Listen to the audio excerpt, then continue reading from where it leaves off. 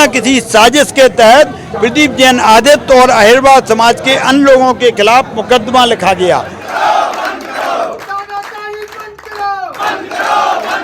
जो इनकी नीतियों का विरोध करते हैं उनके खिलाफ लगातार मुकदमे लिखने का और लगातार एजेंसियों के दुरुपयोग की घटनाएं हो रही हैं। अपनी सत्ता का गलत इस्तेमाल विरोधी पक्षों के लोगों के खिलाफ अलोकतांत्रिक तरीके से कर रही है। उनके खिलाफ जो कार्रवाइयां हो रही हैं उनको रोका जाना चाहिए और देश के लोकतंत्र को बचाया जाना चाहिए। नमस्कार, इस वक्त हम मौजूद हैं झांसी के जिला अधिकारी कार्यालय में और हमारे साथ देख सकते हैं पीछे जो है कांग्रेस के पदाधिकारी और नेतागण हैं।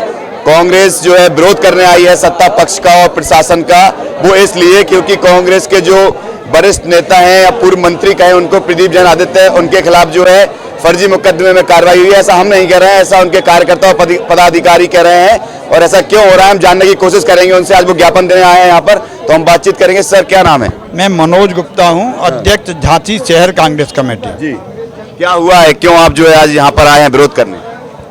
संत रविदास जी की जयंती के दिन एक शोभा यात्रा अहिरवार समाज के द्वारा निकाली गई थी।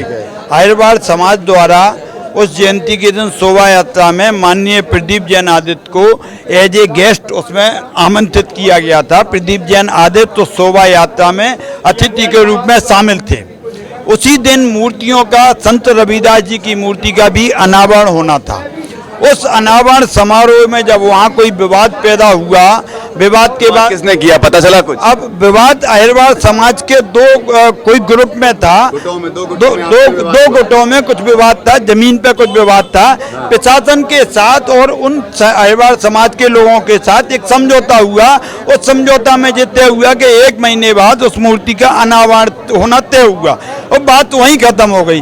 प्रदीप जैन आदित्य जी उस पूरे कार्यक्रम में एज ए अतिथि थे और दोनों गुटों में एक आपसी सहमति बनाने का प्रयास कर रहे थे। उसी दौरान वो पूरा मामला वहीं शांत हो गया। इसके 3 दिन बाद किसी न किसी साजिश के तहत प्रदीप जैन आदित्य और अहिरवार समाज के अन्य लोगों के खिलाफ मुकदमा लिखा गया।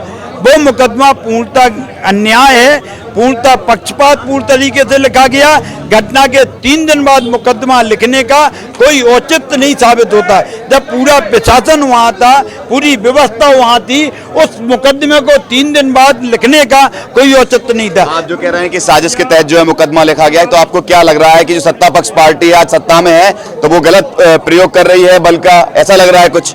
और चुनाव करीब है तो शायद उस सब चीजों से पार्टी अपने शासन में होने का पूरी तरह अपनी सत्ता का गलत इस्तेमाल विरोधी पक्षों के लोगों के खिलाफ अलोकतांत्रिक तरीके से कर रही है।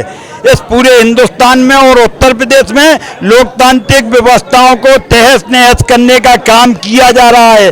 जो भी पॉलिटिकल एक्टिविस्ट हैं जो इनकी नीतियों का विरोध करते हैं उनके खिलाफ लगातार मुकदमे लिखने का और लगातार एजेंसियों के दुरुपयोग की घटनाएं हो रही हैं। हम आप सबके संज्ञान में हैं। इन एजेंसियों के खिलाफ जो कार्रवाइयां हो रही हैं उनको रोका जाना चाहिए और देश के लोकतंत्र को बचाया जाना चाहिए। बिल्कुल ऐसा लग रहा है कि जो भी अब भ्रष्टाचारी है और जो भी गलत काम कर रहे हैं वो सिर्फ विपक्ष में है, ऐसा हमको देखने को लग रहा है। क्योंकि तमाम जो विपक्ष के नेता हैं, चाहे समाजवादी पार्टी की बात करें या बीजेपी की मतलब कांग्रेस की बात करें, हम सबको जो है एक प्रकार से सब पे मुकदमा लिखे जा रहे हैं। पर सत्ताधारी पार्टी में जो है किसी पर भी मुकदमा या किसी की जाँच नहीं हो रही है। तो इससे बिल्कुल साबित होता है कि जो ये कह रहे हैं कि चल रहा है कि किसी पे भी मुकदमा, फर्जी मुकदमे लगा दो। तो इसी प्रकार से आज जो है ज्ञापन देने आए हैं डीएम कार्यालय और विरोध किया है उन्होंने भाजपा की नीतियों का और उनके कामों का।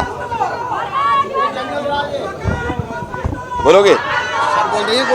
और भी लोग यहाँ पर मौजूद हैं, आप भी इसी विरोध में शामिल हैं, मतलब जो ज्ञापन देने आए हैं? जी हाँ, क्या नाम है? नफीस मकरानी। हाँ, बताएं। ये जो चल रहा है, जो मुकदमे लिखे गए हैं, आपकी पार्टी के लोग कह रहे हैं कि फर्जी मुकदमा है। कैसे है फर्जी मुकदमा? ये जो प्रदेश में माहौल बना रखा है, हाँ। जो भी विपक्ष के लोग हैं जो मजबूती से लोगों के बीच में काम कर रहे हैं, उनका विरोध किया जा रहा है। उन पे मुकदमे ईडी, आईटी और सीबीआई के माध्यम से उनको खत्म करने का काम किया जा रहा है। मौजूदा सरकार राजनीति को बिल्कुल खत्म करना चाहती है, लोग विपक्ष को खत्म करना चाहती है।